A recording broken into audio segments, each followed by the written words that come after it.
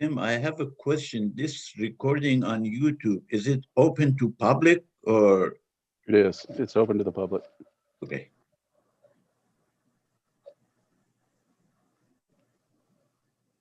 And we are live both on YouTube to the public, and we are creating a Panopto backup. So here we go. Right? James, I grabbed that link already out of it. We are live in Canvas right now. And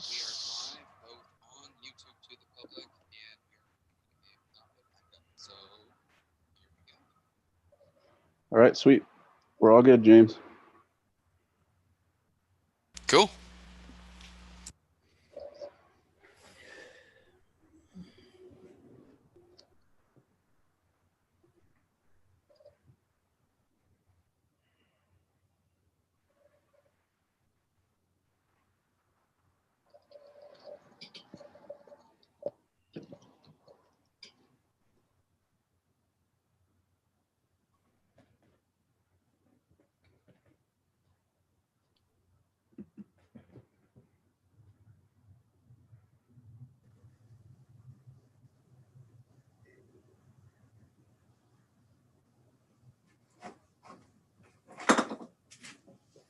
Yes, I do.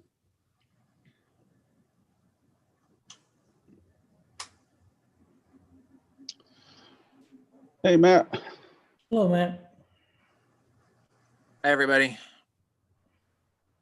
Matt, we are rocking and rolling. We just turned on the live stream. It's up in Canvas. Everything's good to go and running. So you should be ready. That's much better.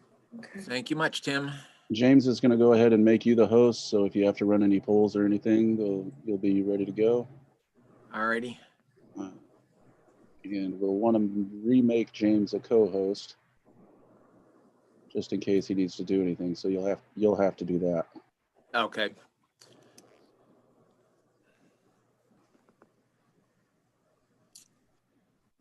Alrighty. What happened? Everybody just disappeared. Now you're all back.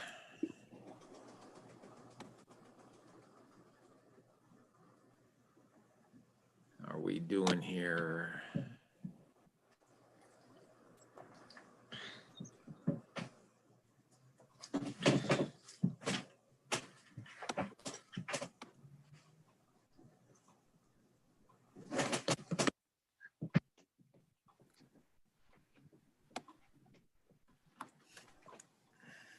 I don't think we do not have a quorum yet.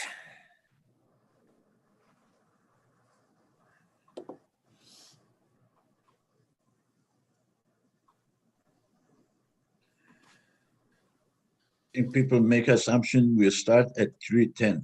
Yes, I know. We wouldn't want to start 2 minutes early.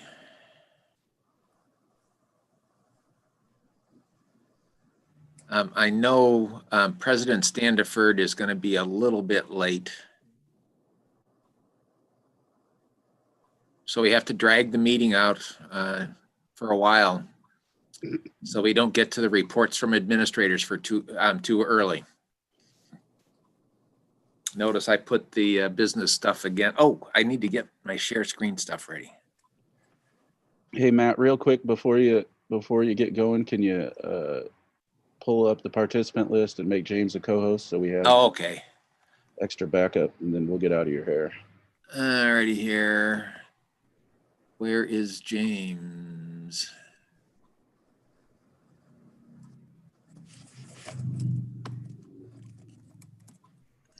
Alrighty. Make co-host. There you go, James. All right. Alrighty, let me find my PowerPoint version of the agenda.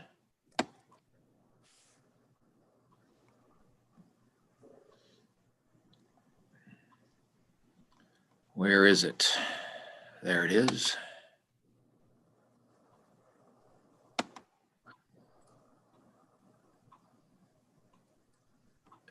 And let's see here. I think there's a preferred order for doing these things.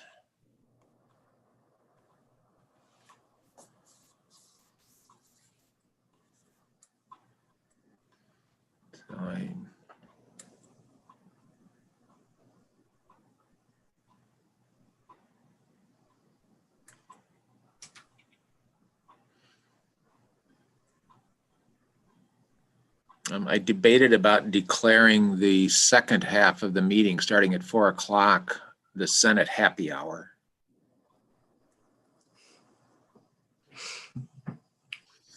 So if we What should, was the debate about? if we should finish early, I will issue that proclamation.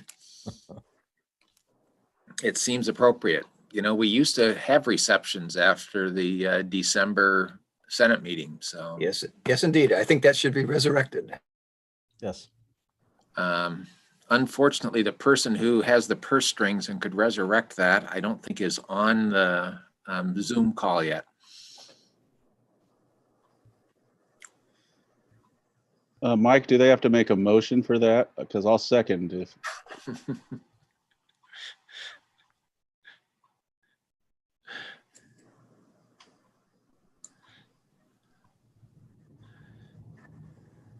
Actually, the company that my son works for does that. They send a bottle of wine to everybody, and then they have a happy hour on Zoom. That somehow takes away the spirit of it, you know? Oh, no, this is Cecile Arquette. No, I think that's a fine idea. And you know, Hunziker's got really good taste in wine, so I bet she can make some recommendations for us. She should send them to the president and provost. Yeah. Okay, we're counting on you, Jana. I don't think either of them are on yet.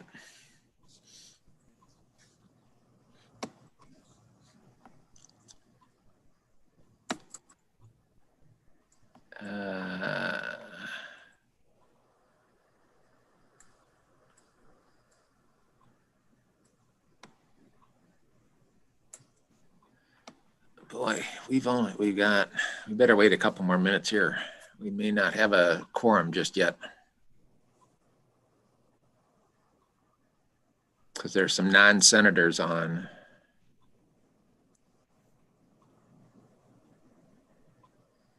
How many non-senators do we have here?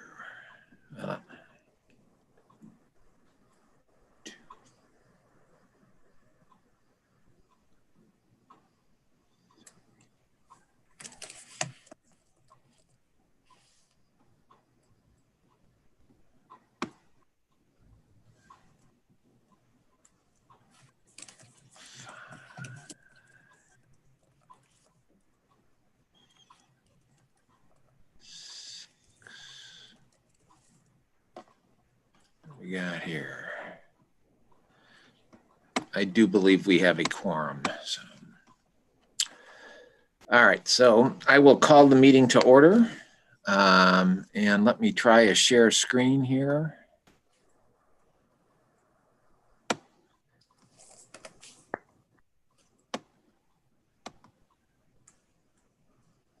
And let me get into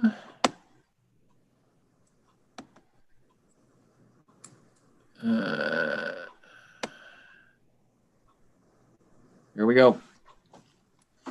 So hopefully we are in session. So let me call the meeting to order. A reminder, we are being recorded, so be aware of that if you have concerns. We did have 3 volunteers step forward after my hissy fit at the last Senate meeting. So we now have an almost complete faculty grievance committee. So we are still short a member, and I think we're also short a alternate. The current membership is heavily weighted towards LAS. The one elected member is actually from EHS. So if we could get some folks from one of the other colleges, that would be good. So senators, please try to recruit some of your colleagues to serve on this important committee. Once again, I appear to have left approval of the minutes off the agenda, but I did remember when I was getting my slides ready. So I would entertain a motion to approve the minutes of the third regular meeting. So may I have such a motion? So motion to approve minutes of the third regular meeting, not the second regular meeting. So moved. That was Lex Akers making the motion. Can I have a second? Second, Cecile Arquette. Thanks, Cecile. Are there any revisions, additions, deletions to the minutes from the third regular meeting? Hearing none, all in favor of approving the minutes as submitted, please say aye. Aye. Aye. Aye. Thank you very much. Motion has carried. I did not notice if Emma was on. Emma, are you on? Is there a student body representative on? I did not see her.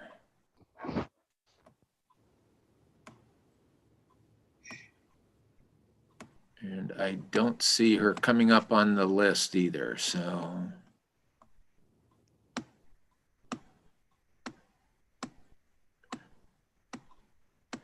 I don't see her. So moving on, we have no reports from standing committees. I did get a few things from curriculum late last night, and since I didn't think folks would have time to renew it, oops, I gotta escape here.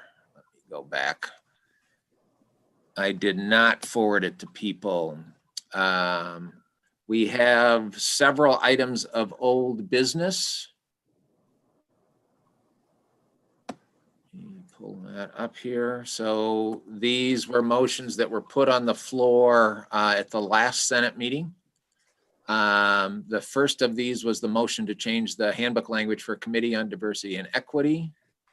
The changes are in red.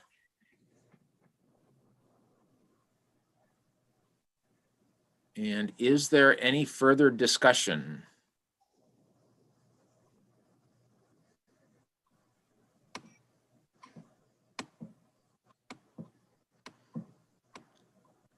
Hearing none, the motion is on the floor. And let's try a voice vote. If it would be close, then we will do a poll. All those in favor of the motion to change the handbook language for Committee on Diversity and Equity as indicated in the motion, please say aye. Aye. Aye. All those opposed say nay. The ayes have it. The motion has carried. The second motion under old business was the motion to change the population rules for Faculty Grievance Committee. In the past, members did not have to be tenured faculty members. The change is to require that people serving on grievance be tenured. The changes are in red. Is there any further discussion?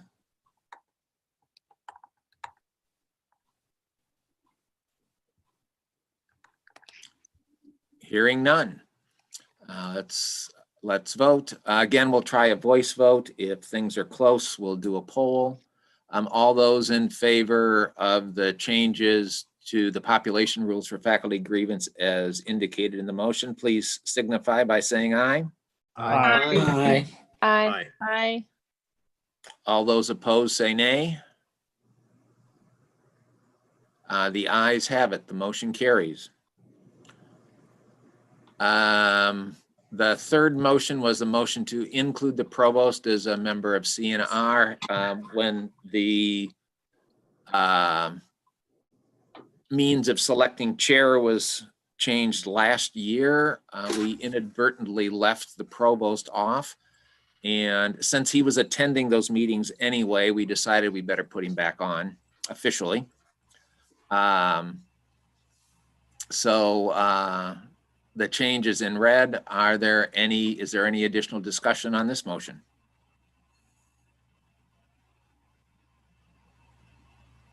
Hearing none. All those in favor of the motion to include the provost as a member of CNR as indicated on the screen, please signify by saying aye. Aye. Aye. All those opposed, say nay. And again, the motion carries. You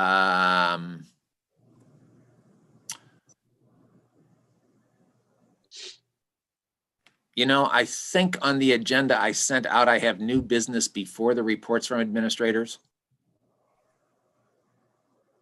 I think I switched them. Is President Standiford here yet? I guess that's the question. I can't see.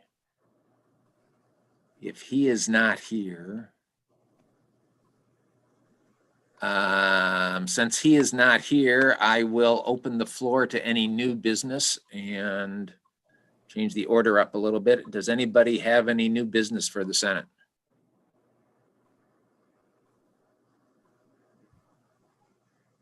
Hearing none, I guess we are ready for reports from the administrators.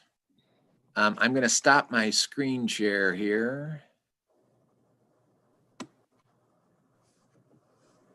And I saw the provost was on. Yes, I'm here. So, and I don't see that the president has joined in yet. So I guess you're first up. Okay, I'll present, and then when I'm done, I'll send the president a text to see if we can get him, because I know he was in another meeting and he was going to jump back over here for his presentation. I have a relatively short report. I really have two items. One is just an update on the dean searches. Both dean search committees have met. They are reviewing the leadership profile this week, and we expect that the searches will go live next week. That is, Whit Kiefer, our consultant, will make those available and start an active recruiting process at that point in time. Second, I have some information regarding HLC accreditation and their virtual visit later this academic year. Let me begin by thanking Molly Kluski and Jenny Grinning-Burge for the great work that they've been doing overseeing the development of our assurance argument. The assurance argument is what we would have called a self-study in past years. But I've read a couple of versions of this at this point.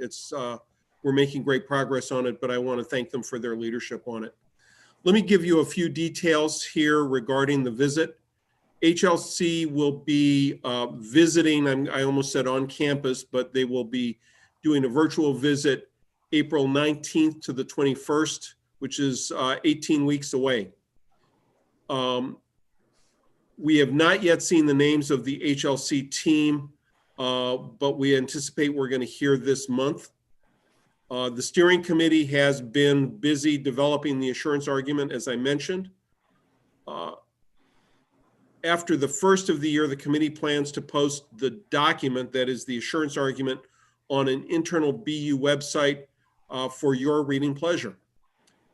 The assurance argument and evidence are submitted through an online portal to the Higher Learning Commission, unlike the 4-inch bound paper document and evidence that we used 10 years ago. I want to thank everybody who's been involved in the process, and beyond Molly and Jenny, we've had a number of active committees and subcommittees, and I appreciate everybody's support of the process. We're planning an HLC update and small group breakout session to simulate the questions that we would need to be prepared to answer at this. That'll happen at the spring forum, January 25th. There's a 9 a.m. There are a couple of sessions in there. we'll let you know. Basically, we'll keep you informed about how processes are developing and what it is that we're expecting. Be on the lookout for emails as we, in particular, as we receive requests from the team members once they're named. And that's it. And as usual, I'm happy to try and answer any questions you might have.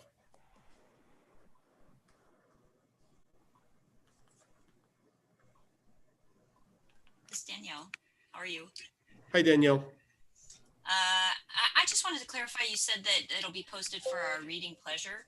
And I noted a little smile. I wanted to clarify, will it be open for commentary or will it be information only?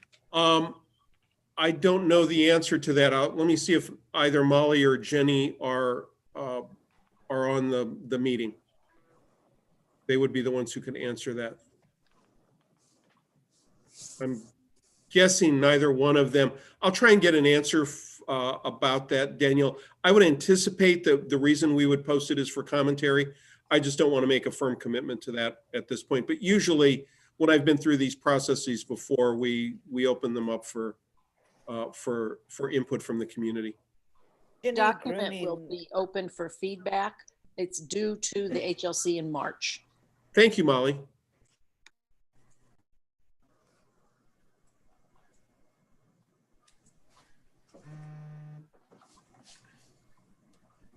Walter, it's Wendy. I heard a rumor, sort of, that there was going to be some kind of freebie days, low impact days in the spring. What's the latest on that?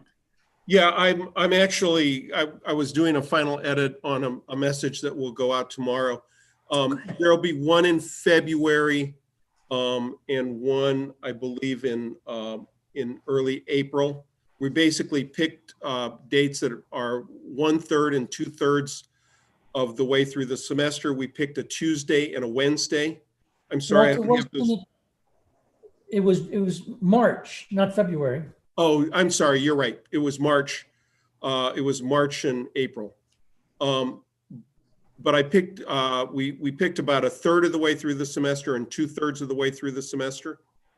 The idea here is classes will meet, but we are asking everybody, all of the faculty, to agree to not give exams, not give quizzes, not to give homework, not to have papers due on those dates. This is a response to some concerns that students have expressed about not having any kind of break. Honestly, we picked Tuesday and Wednesday because I didn't want to create a 3-day weekend perception for the students, and have them making a decision to go home.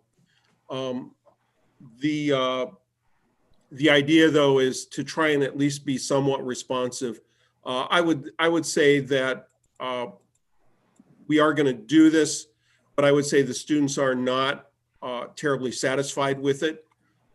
They really were looking for a week of this kind of activity. I am aware that one of the colleges is trying to do this, something similar, for an entire week at a week at a time that's divided up among some of the departments in the colleges.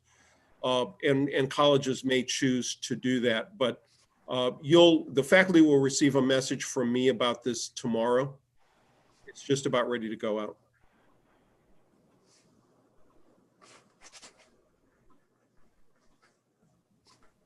Thanks. Sure. So Walter, I think that this is Danielle again. I think this is related to following up on Wendy's question. And it sounds like you're already kind of anticipating it. The students are, you said they're not really happy with the break idea. I think that there's just, it's a feeling of really massive discontent among the students. Phrases like, Bradley only cares about our money, right?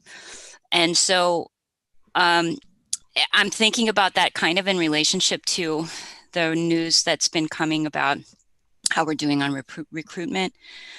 You know, students who are unhappy, they tell their friends who are still in high school about their experience, right? That kind of thing. And there's a lot that we can't do. But I guess I just wanted to inquire if you and others in administration are aware of the extent of discontent, and if you have strategies that you can either recommend to us on the front lines. And I'm not having any feeling of blowback. My students seem like they want to, I don't know, they're pretty happy in the classroom, relatively speaking. It's more, my sense is more of a feeling that Bradley as an institution is letting them down and not valuing them. So I guess any comments that you have about what we might be doing to get in front of that, and then anything that we can talk about, like, to students, because we have that frontline contact, about what those initiatives are. So we have been meeting, we've had a couple meetings now with a group of students that who were selected. And when I say we, the president, myself, Nathan Thomas, and Justin have had a couple of meetings with a group of students who are representing this pretty much what you're describing in terms of the disappointment the students are expressing. We have responded, I think, as well as we can to the specific things that students are describing. Here's the thing that I would say, what we hear from the students as their number one issue is workload. And I've heard it over and over and over again from a lot of different students. We've also heard it, interestingly, from some of the deans whose own children attend Bradley and are describing the same issues. And so what I would say is I've asked the deans to have conversations about workload with faculty. One of the things that we suspect is that when we're not meeting in a traditional format, that part of what might be happening is that some faculty may be compensating with additional work as a way of addressing that. That may be especially true in the asynchronous classes. I know if I was teaching an asynchronous class, I would be challenged to figure out, how do I replicate a 15-week semester in an asynchronous class, in an asynchronous environment. And my own tendency might be to overcompensate in terms of the amount of work. I think talking with students, listening to students about that is one of the best things that the faculty can do at this point in time. I will tell you that we're going to have a listening session at the spring forum. We've identified a group of students who are willing to share perspective in terms of what they're experiencing. Some of these are the same students who met with the group that I described before. We sat for an hour with them, and the four administrators did very little talking. We really were trying to listen to what the students had to say, and I was impressed by the students. I believe that we've responded where we can in terms of the kinds of things that they were experiencing or having concerns about. But the idea of being able to replace, for example, a spring break is one of those things that we simply aren't in a position to do. Walter, this is Megan Remmel. You mentioned having those students speak at Spring Forum. That seems a little late for planning for syllabi if we're trying to. I understand that. It's one of those things where trying to find, we met with the students for the first time maybe 10 days ago. and thinking about trying to put something together yet before the end of the semester, understanding the workload that the faculty are under, trying to get grades done, trying to finish the semester. I was very concerned about creating, for example, a listening session, and then being in a position where faculty were unable or unwilling to attend because of the work that they have right now. I don't have a great answer here. You know, one of the things that the president and I have talked about is that we're not in a position to solve COVID, which is really what all of us are experiencing as this terrible kind of year. We're not able to solve that. We're able to do some things to mitigate, and that's about it. We can try to do some mitigation. And so I agree with you, Megan. I think it's very late as well. I realize people will have their syllabi developed, and my hope is, certainly, again, I'm thinking back to my own teaching. There are times where I made adjustments mid-semester because I realized in the midst of a semester that I was overworking students. And I'm not suggesting that that's the ideal circumstance or that's what you should do, but I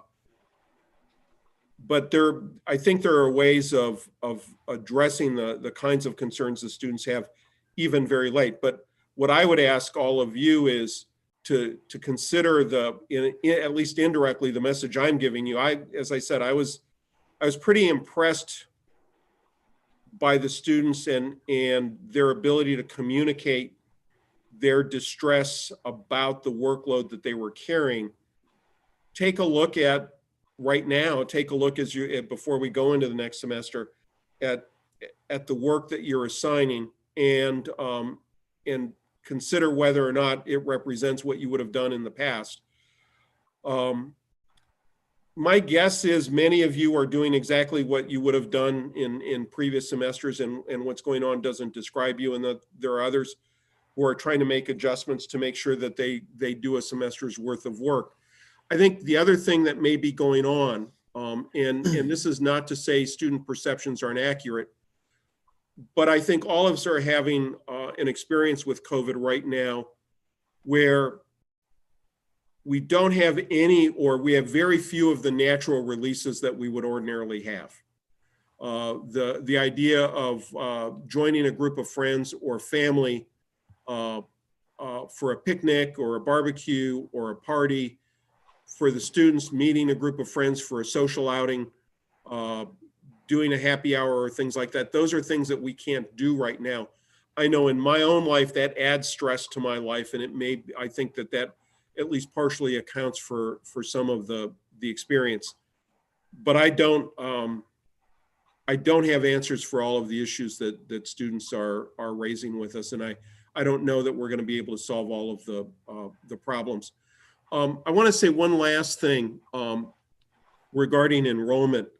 One of the things that's interesting to me is, and as you're looking at the initial EMBO reports and things like that, one of the things that I want to remind you, and I think out of fairness to Justin, Bradley is not unusual in terms of its enrollment picture right now. That is, in fact, if we are unusual, it is that we're doing a little bit better than many other universities are who are similar to us. Our numbers compared to other institutions aren't bad. Pretty much what Justin has reinforced for us when I've met with him is that high schools and high school counselors and high school teachers are like us, trying to get through COVID, and are delayed or not putting as much emphasis on registering for or thinking about college. I don't know if Justin's on the call or not, but one of the numbers well, and I can't remember the number, but in order to graduate from an Illinois high school this year, you have to complete a FAFSA. And interestingly, the number on FAFSA completion by high school students is way down, which is a telling thing. It tells me that they're not thinking about college. And all I want to say is it's not just about Bradley. It's what's going on in higher ed in general at this point in time, certainly in Illinois.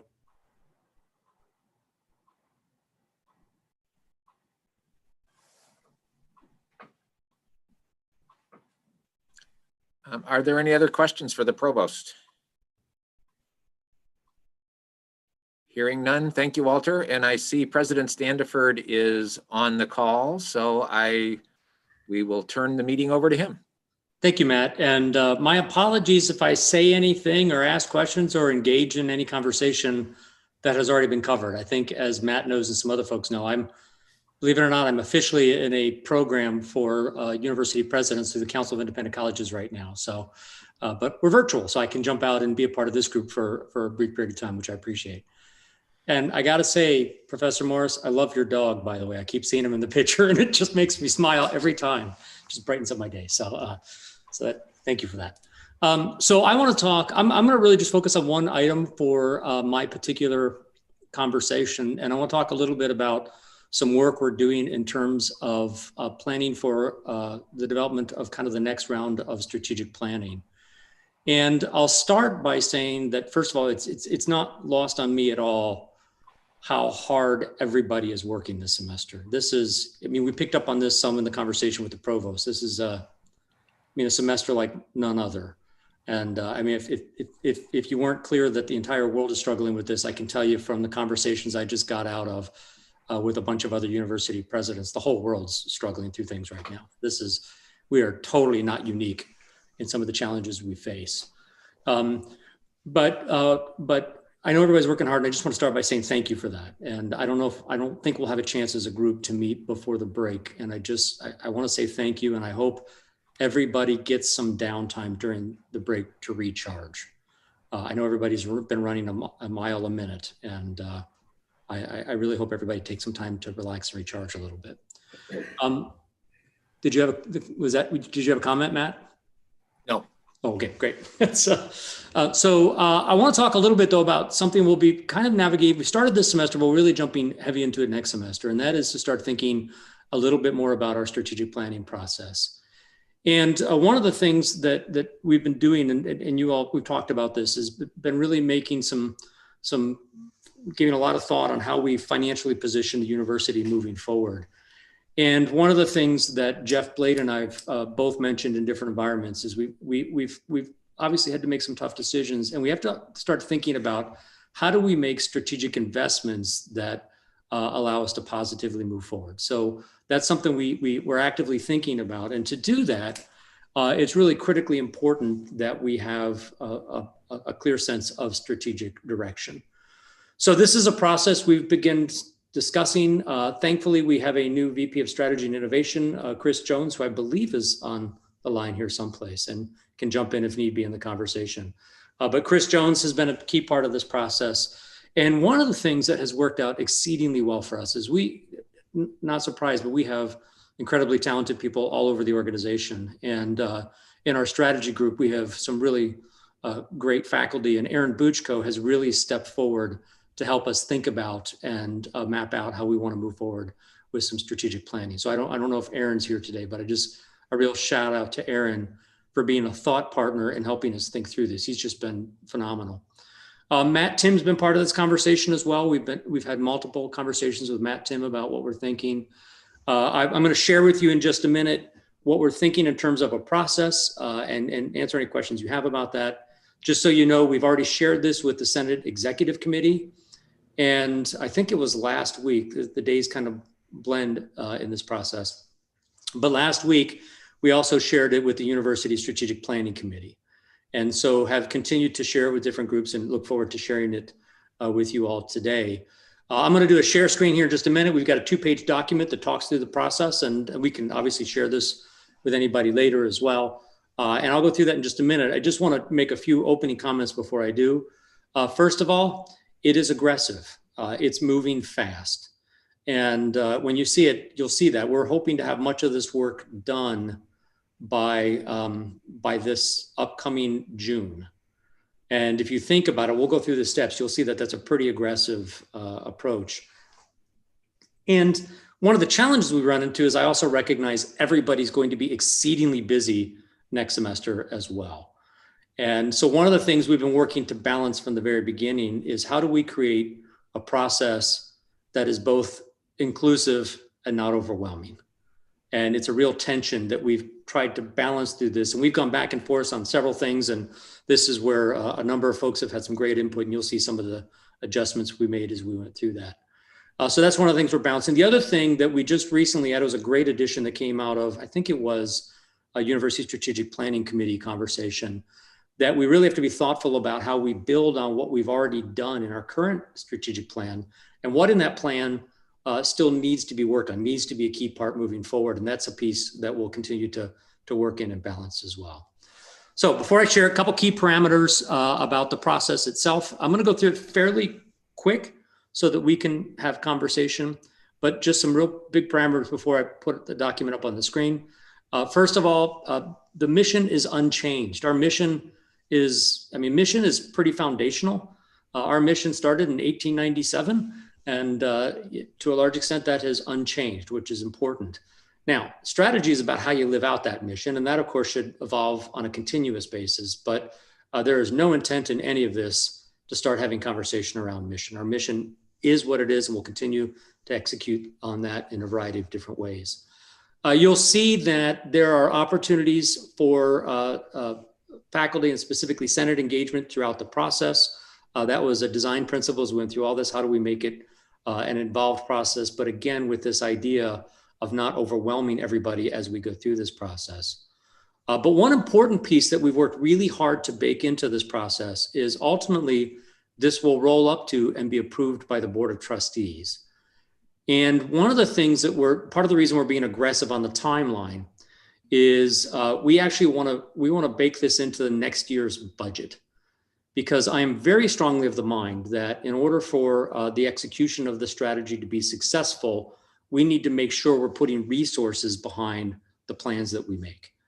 And so one of the things we're doing is we're trying to get out in front of the next round of the trustee budget approval so that we can bake this in.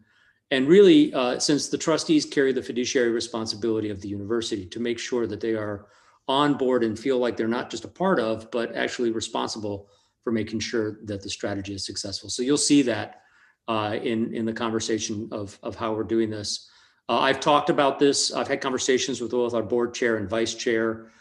They are 100% on board. They want us to be aggressive. They're ready to really kind of lead the charge on making sure that we have the resources and allocate the resources we need to be for this to be successful. So I think we're in good space with that, and you'll see that again is baked in to the overall process. So let me do the square sheeting. Been a long day. The share screening, and then you all probably have more experience with this than I do, but I think everybody can see my screen now. Is that correct? Okay. So let me open up the document here. I will talk through this in fairly rapid format, and then we can come back and talk about any questions that you may have. For those that are kind of following along and want to get a sense, I'm going to flip back and forth real quick just to give you a sense. There are 2 pages. So it's a 2-page document. And what I'll do is I'll make sure that this is available. I don't know who takes notes for the Senate, but we'll make sure that this gets to that individual, whoever that is. Matt, I'm looking at you, your box, but if you can help me make sure we get that to the right person. Yeah, well, it's Yufeng Liu, but just send it to me. I may already have a copy, and we'll put it in the minutes. I think you probably do, but we'll make sure you have the most up-to-date copy, because I think at least following up from the University Strategic Planning Committee, there's at least a couple additions in here I want to make sure you capture. President Standiford, I'm sorry to interrupt, but before you begin, is there a way that you could make the image itself a tad larger, perhaps show a half page at a time? That is a great question. You all are probably better experts at this than I am, so I would almost ask you, let me see if I can change it in the view right up front. I appreciate it. Thank you. No problem. I'm happy to do that. Let me try to do the zoom in, and then after I do the zoom in, see what happens when I go fuller screen. Nope, that did not work. So let's try it this way. Hey, there we go. Okay, now is that a little more readable now? Okay, perfect. Yes, much. Thank you. So we're all learning how to use this technology in different ways as we go along. So I just learned something new, Danielle. Thank you for that. So let me go through and talk about kind of the overall framework, and then I'll come back and talk about individual pieces. If you think about the way this is kind of structured, it really is in three major chunks. Boy, Aaron's been really good in being a thought partner on this and saying, look, before you go out and start pulling things together, let's do some good old fashioned research. So we're going to do some market research. I'll talk about how we're doing that in just a second. We will then digest that research collectively, and that's what really January and February are going to be about. And then from that digested research, that's where we go into the second page and we start putting together kind of the strategic plan and putting the meat on the bone, if you will, with the ultimate goal that in June, August, this is being approved by the Board of Trustees and actually baked into the budget. And that, I almost can't emphasize that enough, that getting this baked into the budget ends up being a really important piece. So let me go back up to the top again and go through each one of these sections with a little bit more detail. One of the things we're going to do right out of the beginning of the year and kind of hit the year running is do some market insight analysis. There's some work that Aaron Buchko himself has done, and then also has done this both with his own research, but also with clients as he's worked with in different areas, and have some pretty good idea on how to collect some data through some structured questions. This, by the way, step 3A is what I'm talking about, is a great example of right up front where we've made some adjustments. Initially, the idea was to really engage faculty and staff in doing the research, to get people involved in actually doing the structured interviews. And one of the pushbacks we got was, hey, people are really busy. Is this the best use of people's time? And your Senate president has been aggressive on that in a good way. Matt's been really good about making sure we're sensitive to the fact that people are really busy. So we've just, and that's a pretty, that step 3A is a fairly structured piece. That is very much here are a set of questions you ask in a very structured way. So what we're going to do is we are going to work with an external firm to do those interviews with us. But we think it's, I mean, for those of you that, well, most of you are very involved in different types of scholarship and different types of research. You know that being close to the data is an important part of really understanding the data. So what we're going to do is, after some initial data has been collected, we're going to try to bring that together, and our partner who's helping us collect this data is going to organize it for us. And then we're going to hold probably 3 is the number we'll go with, but that could change depending on some of the information we collect. But we'll then have 3 focus groups that take the information we've collected, and faculty and staff will be involved in these focus groups. We'll then go to a group of students, and this will be a little bit of a validation of the data. And say, this is Burl George from Civil Engineering and Construction. I have a question. Could you go into a little bit more detail exactly what they're going to be looking for in that market insights analysis? Yeah, so it really gets down to a fundamental question. It comes from work, and I don't even like the term because it's a little too businessy in a speak, but the term they use is jobs to be done. And it'll be a lot of conversations around why are you going to college? What are you hoping to gain out of your college experience? And really probe into what is it you're hoping to get out of that experience. And through a series of questions, really try to identify what it is they're trying to accomplish. And then based on that, why did you choose Bradley specifically? Or a really important part of the data will be students that didn't come to Bradley, and we'll be asking them, why didn't you choose Bradley? But a lot of it is trying to dig deep, and this is where the structured questions matter. Dig deep onto really what is it that they were hoping to gain through their college experience. Are they going to concentrate on the high school, or would they concentrate potentially on the high schools that send the most students to our university? Well, it's a great question. So the balance for us, and boy, I think you're focusing early on the research, which I think is spot on. It's a key piece, right? And so it's going to be a balance of students we have traditionally gone after, and then also perhaps markets we probably should be, but we're not for whatever reason. And so we're talking to some firms that actually have experience specifically doing in this kind of research for higher ed. And one of the probing questions we have for them, we can easily give them a database of our current students, right? That's easy. But how are they going to help us tap into students that we haven't been able to successfully attract? And that's one of the things we're going to be pushing them on, is to, help us figure out how you're going to do that. And we're starting those conversations. We talked to one firm earlier this week, I think, and I think we're even talking to another tomorrow. So we have these conversations evolving, but you're spot on. It's a key question because it'll really define a lot. Thank you. Uh-huh. I'd like to follow up on Professor George's question just a little bit. So will it be like the students who applied to us showed interest in us, who chose elsewhere, or is it a fishing expedition? So where it's all kinds of students? I'll give the very annoying answer I'd often give in my strategy classes. The answer is yes. So it's going to be a mixture of all the above. And so that'll be, because one of the things we don't want to miss, it's a great question because how you create the data. I was always a big fan of how you create your data set has an enormous impact on your research, right? An enormous impact. So we'll want to talk to students that came here. We want to talk to students that considered here but didn't come here. That's an important set for us. And we want to find students that never even considered us, because there may be some insights we can gain from them. Why weren't we on their radar screen? Why did they never even, why were we not even in their consideration set? So ideally, the data set will have a mix of all of those groups. And of course, the farther we get away from students that considered us, the tougher that data becomes to get. And so that's something that, this is where an external firm can help us tease out some of that data and get some of that information. But I think, again, my bias, I think you all are right to have great questions right up front, because that's going to inform so much of what we do. And then I actually really like this. This was a step 3B, was an addition that we added based on some feedback we got along the way. And this idea is, let's go back and see, let's do some validation of that data with some focus groups. And then what will happen is we'll have that information, and wanting to be, get as much information as we can before we start trying to pull it all together. And one of the things that Aaron Buchko suggested, which I really like, is also open up a Qualtrics survey to all faculty and staff to give us input. And that input will be used to inform steps 4A, B, C, D, and E. And this is where we actually start taking the data that we've collected so far and try to put it into more meaningful packets of information that we can start making sense out of.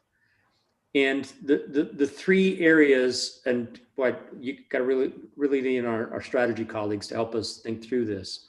But the three areas that we'll be looking at is these will be three different faculty staff teams. And good news, bad news is this is one place where we feel it's really critical that we get people engaged. So we are going to be asking people to do some heavy lifting here, and it's in the January, February timeline. And this is something we're trying to be really thoughtful about. How do we make this as streamlined as possible, but make sure that there's sufficient involvement. And the three areas we'll be talking about is, first of all, creating that strategic profile. Where does Bradley kind of fit into the market? What do we have and do we not have that aligns well with the market? That's that strategic profile.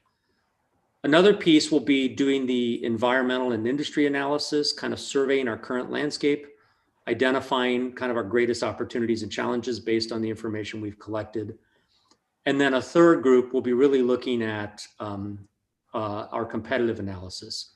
How do we line up relative to competitors in the higher education landscape?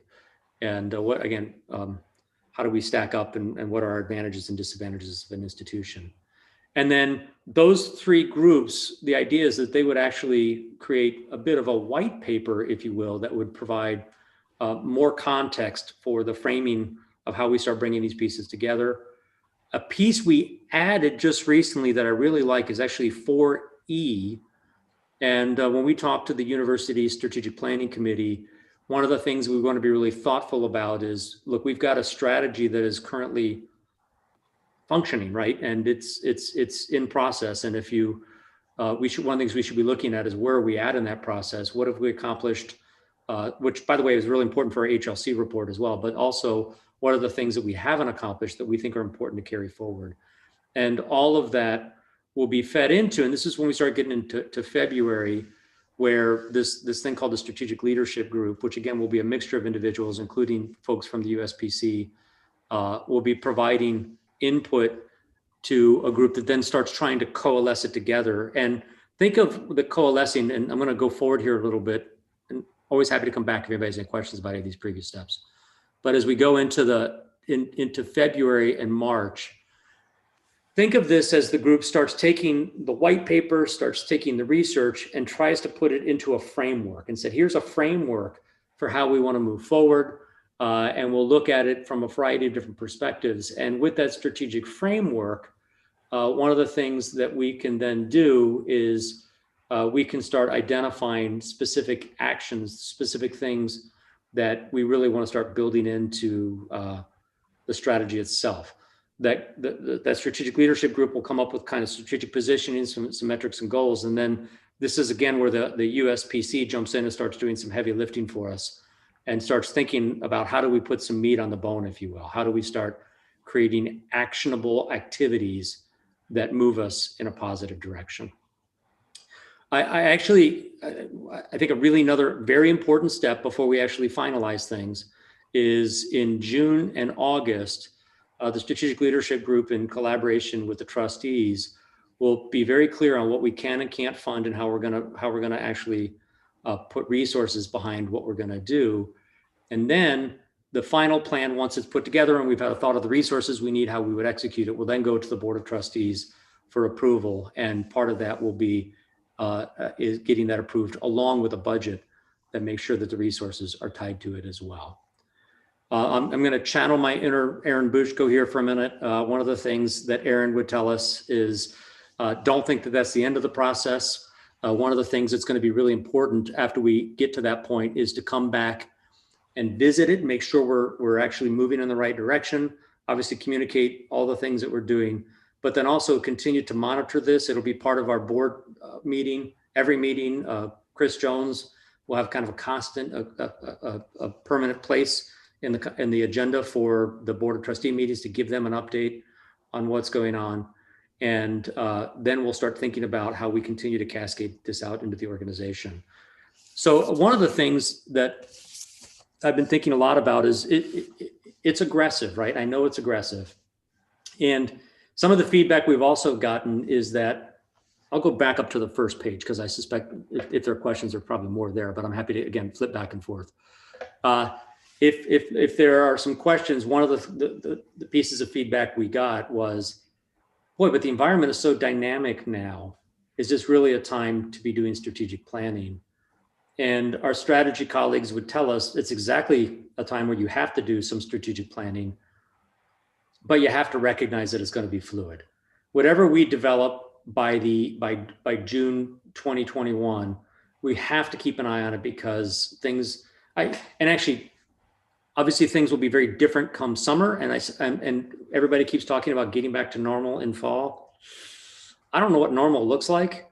And if you talk to The Economist, I was talking to the head of the mental health program at Unity Point, there tends to be about a 2-year tail on quite frankly, mental health issues that coming out of a pandemic. Believe it or not, they have a lot of research on this. And so the next couple years are going to be fairly disrupted, I think, in different ways. So this will get us moving in the right direction, and we'll constantly pay attention to it, and we'll constantly be making adjustments. And just 2 more comments, and then just love to open it up for conversation. The 2 main reasons I think it's really important that we be aggressive on the timing is, first, we are going to be making some decisions on things we need to invest in to help us move forward in a positive way. And we have to be really thoughtful about those investments, right? Resources are tight, and we have to be really thoughtful about how we invest our resources, and we need a framework for doing that. And quite frankly, the other piece that I get excited about is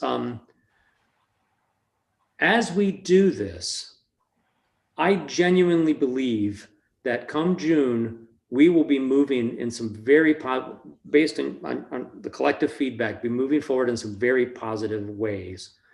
And while much of the world is stepping backwards right now, here's an opportunity for us to really make up some ground, if you will, because while the world is stepping backwards, we're beginning to move forward. And as everybody starts waking up, if you will, this summer, they'll find that Bradley's already moving forward and is in a steady positive direction. And that's I think an opportunity for us to be really position ourselves well as we continue to move forward. So that's the overarching plan. Happy to talk about any details, to dive into this in more detail. Again, a shout out to Chris Jones for a lot of his work, Aaron Buchko, and actually a lot of folks have given input at this point. Matt's been part of the conversation, the University Strategic Planning Committee. And as much as we have a plan, we'll continue to be flexible as we move forward. And as we start executing, if we look at it and go, well, that's working, that's not, we'll continue to adjust to be flexible as we need to moving forward. Okay, that's a lot to shove into a short period of time. So love to just pause at this point. I can leave the document up, or if I love being able to see the faces when we're having the conversation, but I'll leave the document up. And if anybody wants to go to a particular step, I can move forward or backwards accordingly.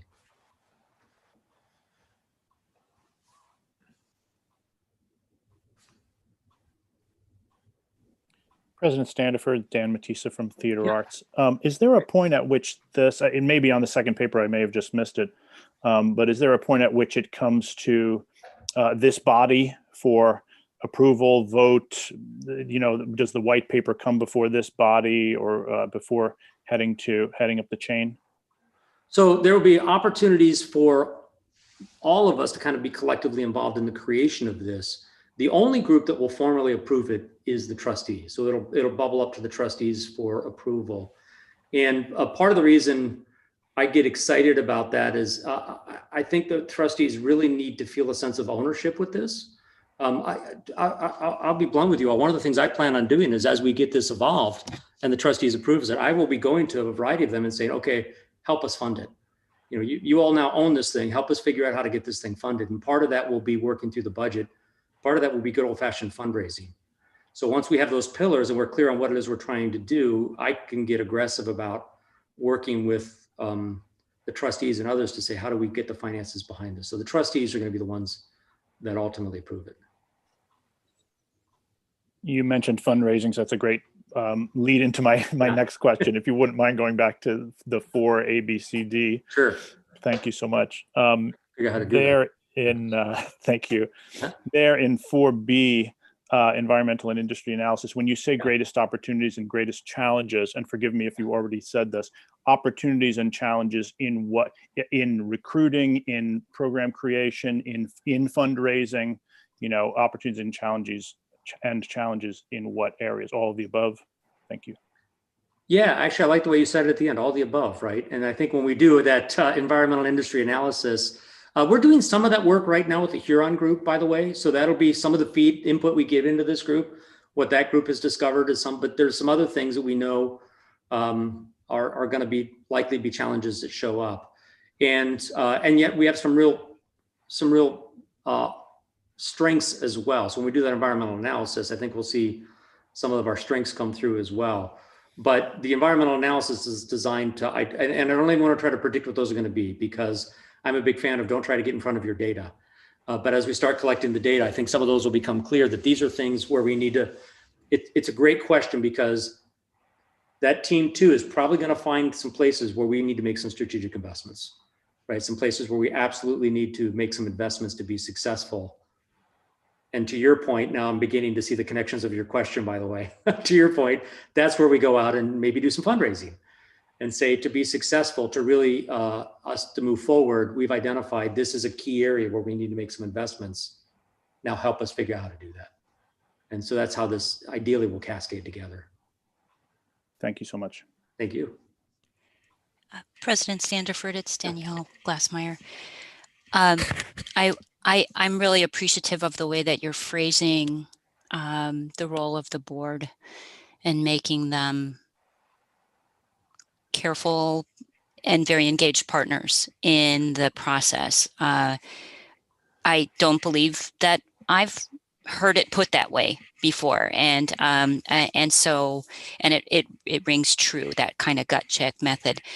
I would, though, want to urge you to engage as fully as possible in the shared governance that's existing at Bradley, which would follow up on Dan's suggestion that building in a place for the Senate review and approval can be a very crucial step in having buy-in on the ground. I know we need them to get us the money, right?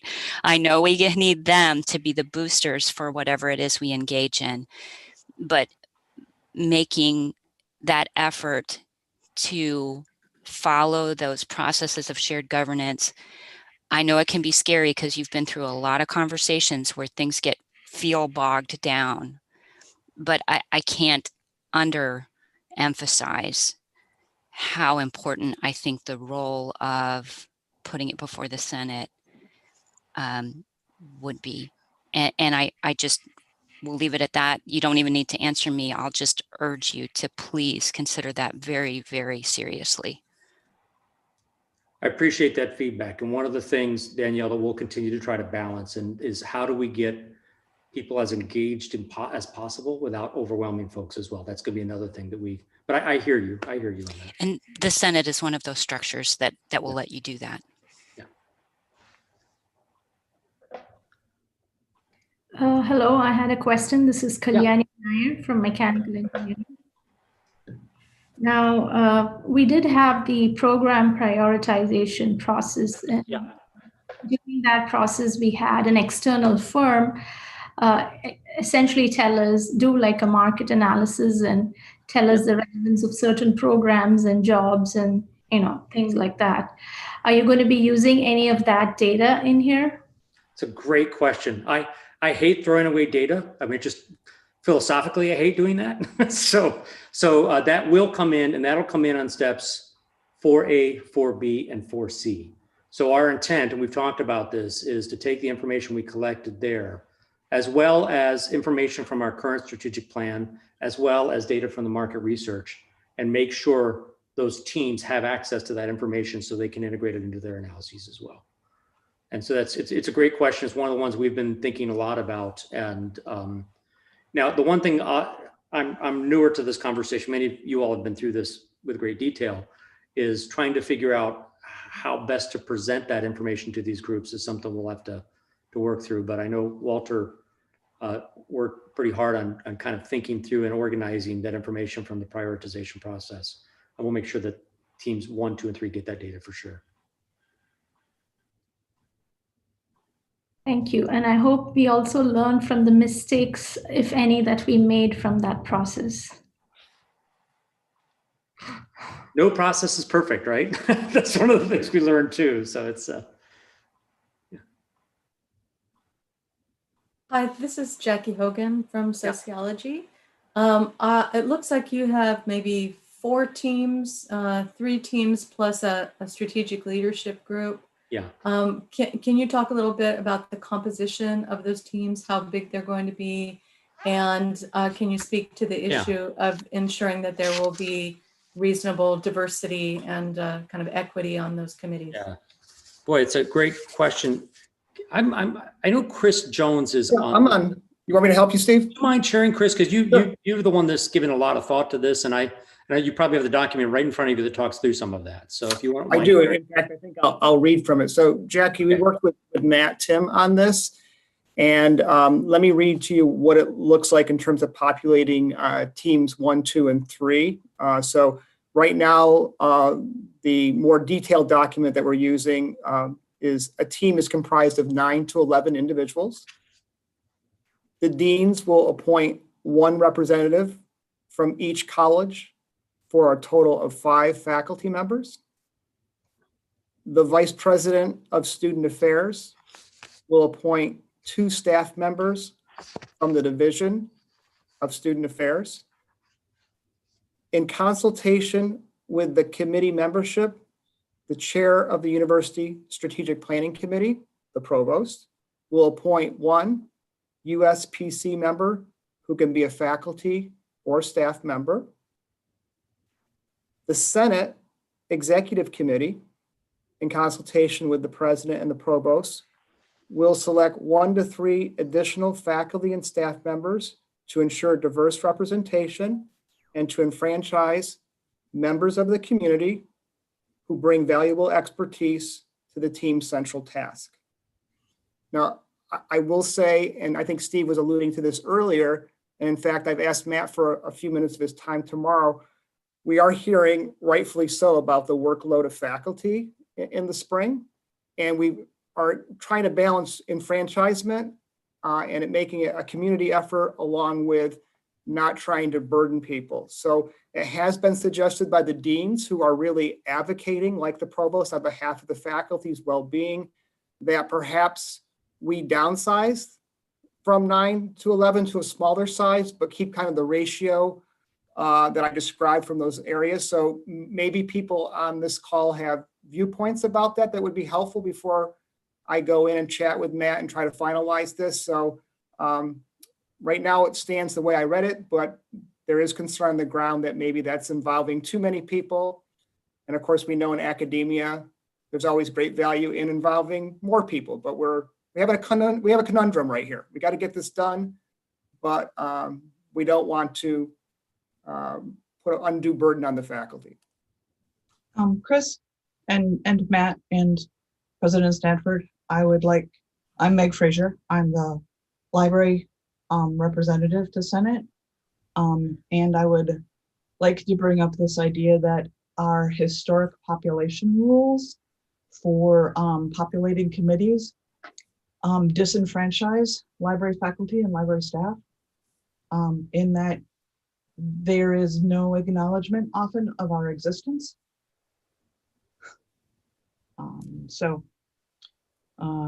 A couple of times we have been specially appointed by the provost, but often we are just ignored. Yes, we are small, but we are not as small as some departments. Mm-hmm. I think Matt, Tim can speak for himself. I think the hope that Steve and I had was the library, along with other good colleagues on campus, might be accommodated for within the Senate executive's appointment process. Hey, Meg. Yeah. If look at those groupings, mm-hmm. and if you think there's one that would particularly benefit from participation by librarians, by library staff, why don't you email me? Okay, I will. So remember that library faculty and library staff are two different I know that, so yeah. And thank you, Matt. I'm very grateful for that explicit note because it was in my personal notes of something to do after this meeting is to talk to my colleagues and say, which one do we want to pull for? That's great. Yeah, that would be helpful. Thank you. Okay. Great.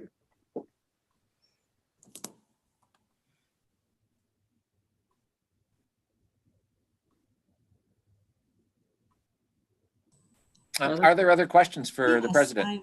I do have one. Jeannie Bukowski, International Studies. This is perhaps not directly related, but perhaps it is. At the end of November, I'm looking at my email here. We got a message regarding marketing communications about Bradley has begun a brand evolution and crystallization project with Polish branding. Does that have anything to do with the strategic planning process, or is that if that's a different process? Where is that coming from, and is it being coordinated?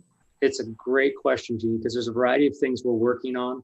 By the way, thank you for calling them Polish. I've had multiple people call them Polish. I'm like, no, it's Polish branding. So thank you for getting that right. So they're. I've gotten unequivocal loud feedback from department chairs and a variety of other folks that we probably have some work we need to do on the marketing front, and we know that. And so there are some areas where we know we have some immediate challenges. So we can do some work before we actually finalize the strategy. I mean, it's the issues are clear enough that we can say, okay, we know we need to fix this. The strategy is going to tell us some additional things, but we know we need to make some improvements here. I actually talked to the lead consultant from Polish the other day, a guy named Paul. I've actually worked with Paul in a prior role. He's a good partner. And one of the things they're going to do is they're very aware of this process. I made Paul very aware of this. And they're going to kind of work with what we have now, but a lot of their heavy work actually will come in this summer. where they'll actually be doing a lot of branding material for us and such. Has actually happened this summer. And by then, much of this process will be done. So we'll be feeding this in to them as we go along. They're building up some data and some information as well. And they're gonna, even for this upcoming fall's recruiting class, we need to get some additional stuff together. So they're gonna do some quick work for us so that we can kind of fill some holes that we need to fill right away. And then we're going to continue to feed them information we're doing on this. And quite frankly, some of the research they're collecting, boy, to the question earlier about things like the prioritization study, things like the current strategy, information they're collecting will also be fed into these groups. So these groups are also aware of the data that's coming in on that.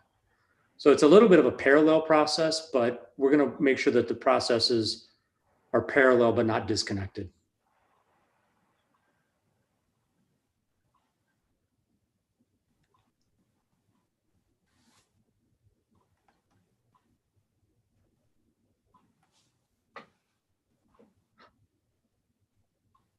Are we out of questions?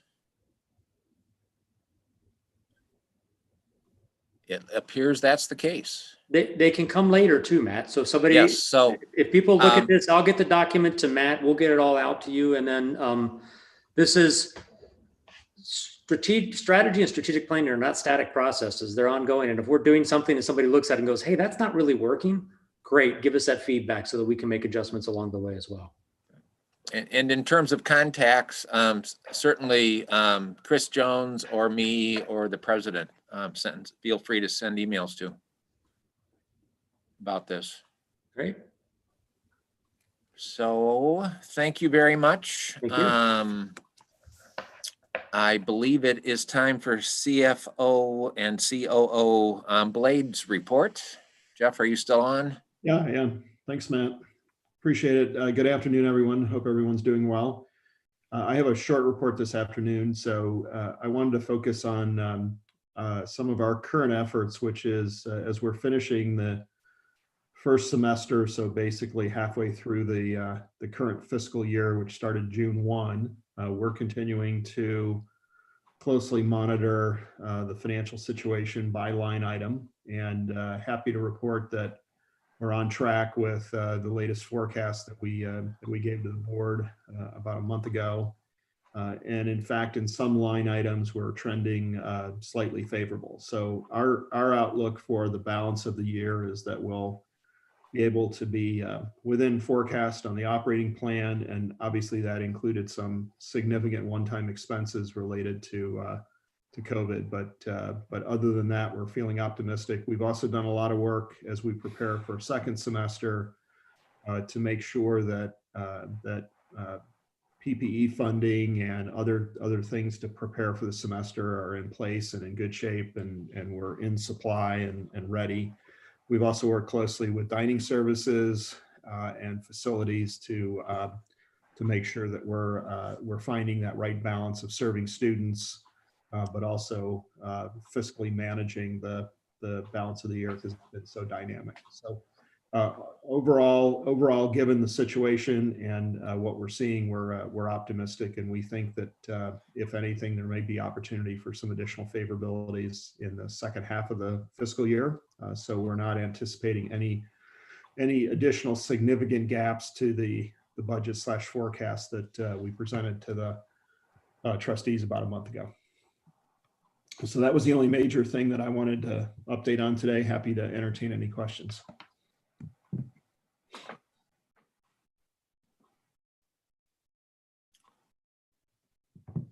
I hear no questions. Oh, wait. Up. Gotta look at me first, Matt. You know it. No, I was watching you. Okay. I was finding my mute button. Oh, okay. Yep. Hey, so I just wanted to check in at the last meeting. You and it may have been Crystal Elliott indicated that you would get back to us on the total cost savings of the insurance, since we established that the number that we were aware of was based purely on the carve out of spouses. So have you been able to, are you able to share that number today? So I do not specifically have it. Let me see if I'm just scrolling through to see if Crystal is on the call. If she is, would welcome Crystal to, yep, she is on the call. Crystal would welcome if you have the number, and if not, Danielle, thanks for reminding us. And if we don't have it on the call today, we will follow up. I do not have it, so I will follow up. I'll either give it to you, Danielle, or to Matt Tim. Okay, thank you, Crystal. Yeah, I do appreciate that. I will be asking again in the Senate. So just to let you know, because I think that everybody should know those numbers. It's not a personal question. I did want to reiterate that my interest in this number is because the negative impact on some within the faculty and staff is significant. And I think we all would benefit from knowing how much we're doing for the team.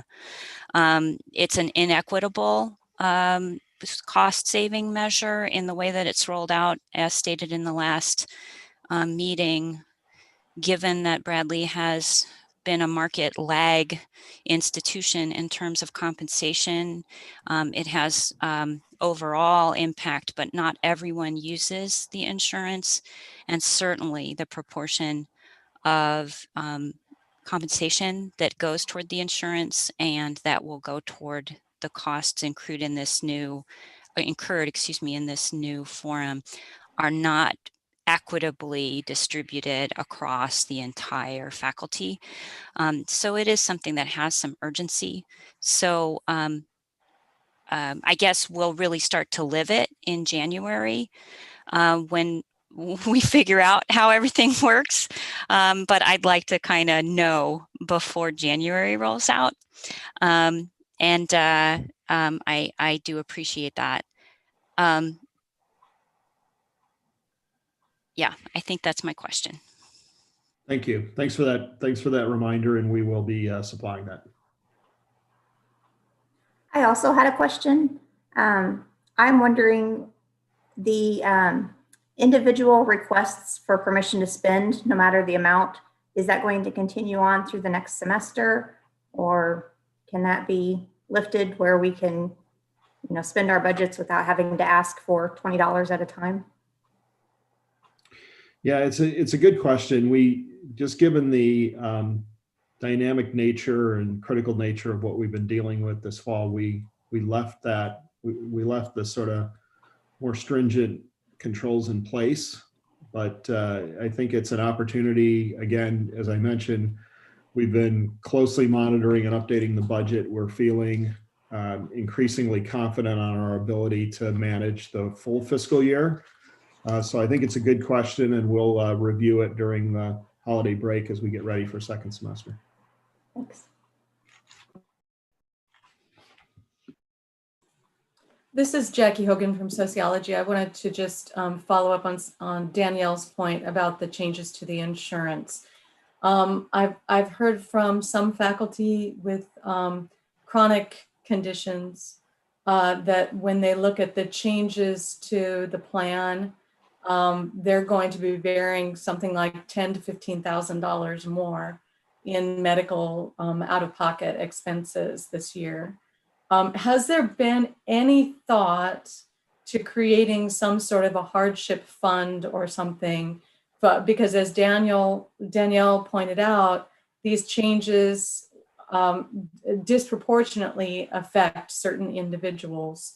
And so it's, it is shared pain, but some people are bearing way more of that pain than others.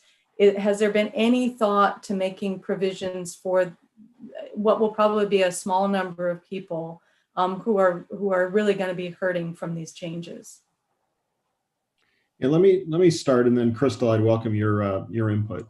As with any change, there's always you try to anticipate any and all unintended consequences, but when you make changes in anything, there will be some changes that maybe you didn't fully understand or need to look at or fully understand. So I think if there are specific instances, we'd love for folks to tell us who that is, and we can look at individual cases so we can learn and we can see if there's anything that we can be doing.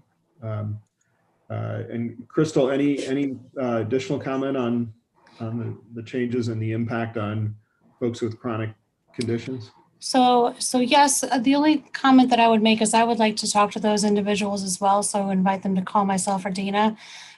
There is a annual out-of-pocket maximum on the plan. And so that number didn't increase.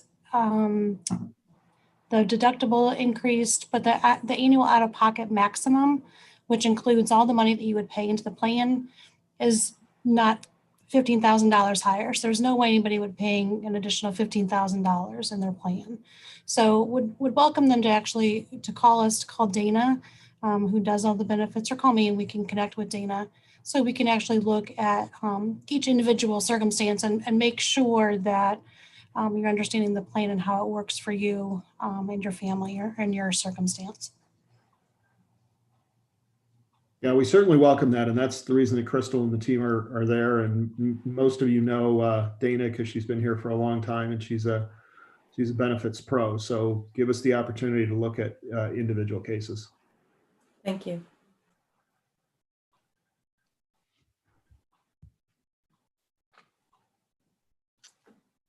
Are there any other questions?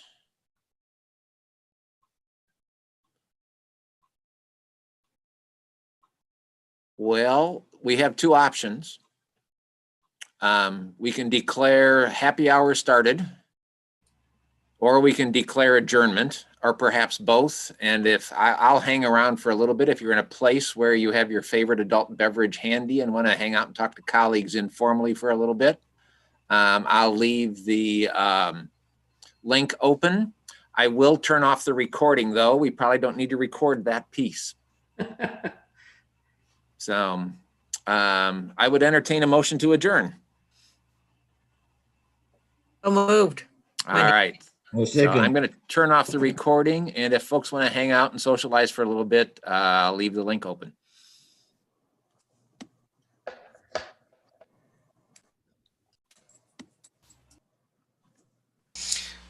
Hey, Matt, this is James speaking, either if you could make me the primary host or if you could manually end the YouTube stream.